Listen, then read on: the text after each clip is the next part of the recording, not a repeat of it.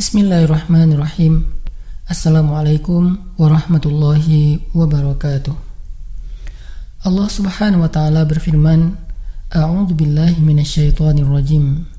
Bismillahirrahmanirrahim. Ya ayyuhalladzina amanu ista'inu bis-sabri was-salah. Innallaha ma'as-sabirin. Innallaha ma'as-sabirin. Wahai orang-orang yang beriman, mintalah pertolongan dengan sabar dan sholat. Sesungguhnya Allah bersama dengan orang-orang yang sabar. Kita sering mendengar ayat ini disampaikan oleh para ulama, para da'i, para ustadz, tentang bahwa salah satu di antara cara menjemput pertolongan Allah Subhanahu wa ta'ala itu adalah dengan melakukan ibadah sholat. Pertanyaannya adalah, sholat yang seperti apakah yang bisa menjemput pertolongan Allah dalam kehidupan kita pada saat kita sedang mengalami ujian yang berat? Banyak orang yang bilang, saya sholat tapi kok hidup saya gini-gini aja. Banyak orang yang bilang, saya udah sholat tetapi kok doa saya belum diijabah. Saya udah sholat tapi kok masalah saya masih belum selesai. Saya udah sholat tetapi kok musibah saya terus beruntun, tidak pernah berhenti. Saya udah sholat tapi kok musibah terus terjadi dalam hidup saya. Sehingga teman-teman yang dirahmati Allah, kita perlu belajar sholat yang seperti apa yang bisa menjemput pertolongan Allah Subhanahu wa ta'ala secara ajaib. Mari kita renungkan sebuah kisah yang pernah disampaikan oleh sahabat Anas bin Malik radhiyallahu an, bahwa dahulu di masa Nabi ada seorang laki-laki di kota Madinah yang melakukan perjalanan antara Syam ke Madinah untuk berdagang. Di tengah perjalanan, laki-laki ini dirampok oleh para perampok. Dia diberhentikan oleh seorang laki-laki, kemudian hartanya diambil, lalu setelahnya laki-laki itu menghunuskan pedang kepada orang ini. Pedagang ini mengatakan, wahai fulan, jika engkau menginginkan hartaku, ambillah, tapi biarkanlah aku melanjutkan perjalanan. Perampok itu mengatakan, adapun harta itu sudah menjadi milikku. Sekarang aku menginginkanmu, aku ingin membunuhmu. Merasa tidak punya pilihan, akhirnya pedagang ini mengatakan, wahai fulan, jika engkau ingin menyakitiku, membunuhku, maka lakukanlah. Tetapi sebelumnya, berilah aku kesempatan untuk melaksanakan sholat 2 rakaat. Lalu perampok ini mengatakan, ya sudah, kalau begitu, sholatlah, aku akan berikan engkau waktu sebentar. Maka pedagang ini pun mendirikan sholat dengan sholat yang sangat khusyuk. Di dalam sholat, laki-laki ini setelah membaca Al-Fatihah, dia membaca sebuah ayat di dalam surat An-Naml ayat 62. Apa ayatnya? Dia membaca kalimat, Amman yujibul muttarra idza da'ah. Amman yujibul muttarra idza da'ahu wa yakshifus su'a wa yaj'alukum khulafa'al ard. A ilahum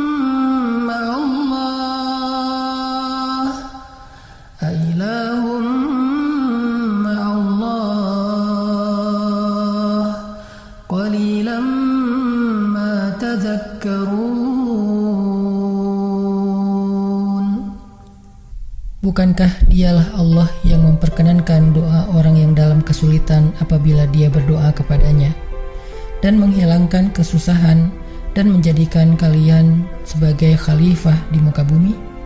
Apakah di samping Allah ada Tuhan lain yang patut disembah atau dimintai pertolongan? Sedikit sekali dari nikmat Allah yang kalian ingat. Shadaqallahul azim. Teman-teman yang dirahmati Allah Subhanahu wa taala, inilah ayat yang dibaca oleh pedagang tadi ketika dia sholat 2 rakaat. Dia membaca kalimat ini dengan penuh penghayatan dan perenungan. Dia mentadabburi ayat ini. Amma yujibul muttarra idza da'ah wa yakshifus su'. Bukankah dialah Allah yang memperkenankan doa orang-orang yang dalam kesulitan dan menghilangkan kesusahan? Dia menghayati ayat ini. Dia mentadabburi ayat ini. Sehingga muncullah rasa yakin di hatinya bahwa harapannya saat ini satu-satunya adalah Allah yang yujibul muttar. Dia dalam kondisi muttar, dalam kondisi kesulitan, dalam kondisi terancam. Muttar itu bisa bermakna terancam, kesulitan, kesusahan, dan berbagai macam makna dari ketidakberdayaan. Siapa yang yujibul muttar? Siapa yang akan memperkenankan doa orang yang tidak berdaya selain Allah? Wa yakshifus su', dan menghilangkan kesusahannya selain Allah. Maka mulai muncullah rasa yakin di dalam hati laki-laki ini setelah membaca ayat tersebut. Setelah selesai dia lakukan sholat, kemudian dia mengangkat kedua tangannya. Dia berdoa kepada Allah dengan menyebut nama-nama Allah yang mulia. Ya Rabbi, wahai Tuhan yang maha pengasih, wahai Tuhan yang maha penyayang, wahai Tuhan yang memiliki arasy yang mulia, wahai Tuhan yang menampakkan makhluk, wahai Tuhan yang maha mengembalikan, wahai Tuhan yang maha melaksanakan apa yang Dia kehendaki. Aku mohon dengan cahayamu yang memenuhi sudut-sudut arasy-Mu. Hamba mohon kepadamu dengan kekuasaanmu yang menguasai makhluk-Mu dan dengan rahmat-Mu yang meliputi segala sesuatu. Tidak ada Tuhan yang berhak disembah selain Engkau, ya Allah. Wahai Tuhan yang maha penolong, tolonglah aku. Laki-laki ini berdoa meminta kepada Allah dengan menyebut kebesaran Allah di arasy, menyebut cahaya-cahaya yang dimiliki oleh Allah yang meliputi arasy-Nya yang mulia. Tiba-tiba setelah selesai berdoa, muncullah seorang laki-laki dengan pakaian hijau bercahaya. Dia mengendarai seekor kuda berwarna abu. Dia mengeluarkan pedang. Lalu perampok tadi mencoba untuk menyerang laki-laki berkuda itu. Tetapi laki-laki berkuda itu menendang dengan kudanya sehingga perampok ini terhempas, terjatuh. Kemudian laki-laki tersebut membunuh perampok itu seketika. Kemudian pedagang itu bertanya, "Siapakah Tuan?" Lalu penunggang kuda itu menjawab, "Ketahuilah, saya adalah malaikat yang turun dari langit ketiga. Ketika kamu berdoa kepada Allah kali yang pertama, kami para malaikat mendengar suara gemerincing dari pintu-pintu langit. Sehingga para malaikat bertanya-tanya, apa yang sedang terjadi? Tiba-tiba muncullah doamu yang kedua, hingga pintu-pintu langit terbuka dan nampaklah cahaya yang sangat benderang. Dan di doamu yang ketiga, datanglah malaikat Jibril kepada kami seraya berseru, siapakah di antara kalian wahai para malaikat yang mau menolong hamba Allah itu? Lalu aku memohon kepada Allah agar Ia mengizinkanku melaksanakan tugas ini. Wahai hamba Allah, ketahuilah, barang siapa yang berdoa dengan doa yang engkau baca tadi ketika dalam kesedihan, penderitaan, dan dalam keadaan sedang susah, maka Allah akan melepaskannya dari kesedihan dan akan menolongnya." Teman-teman yang dirahmati Allah Subhanahu wa taala, itulah salah satu kisah tentang keajaiban sholat seorang pedagang yang dengan sholat itu Allah Subhanahu wa taala mendatangkan pertolongan yang luar biasa dalam masalahnya. Pertanyaannya adalah, apa rahasia sholat pedagang itu sehingga Allah mendatangkan malaikat khusus yang menunggang kuda berwarna abu, lalu malaikat ini membunuh perampok yang ingin mencelakai pedagang itu?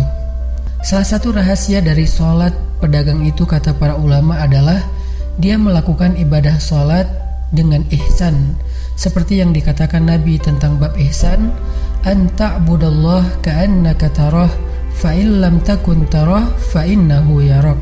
Ketika engkau beribadah kepada Allah, seolah-olah engkau melihat Allah. Jika engkau tidak bisa melihat Allah, maka yakinlah Allah melihatmu. Di sini Nabi mengajarkan kepada kita tentang sholat yang terkoneksi langsung dengan Allah Subhanahu wa taala.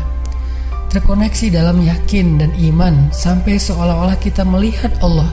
Artinya ketika kita bisa sholat seolah-olah kita melihat Allah, lalu dengan kondisi seperti itu kita meminta pertolongan Allah dengan penuh keyakinan, itulah sholat yang mendatangkan pertolongan Allah.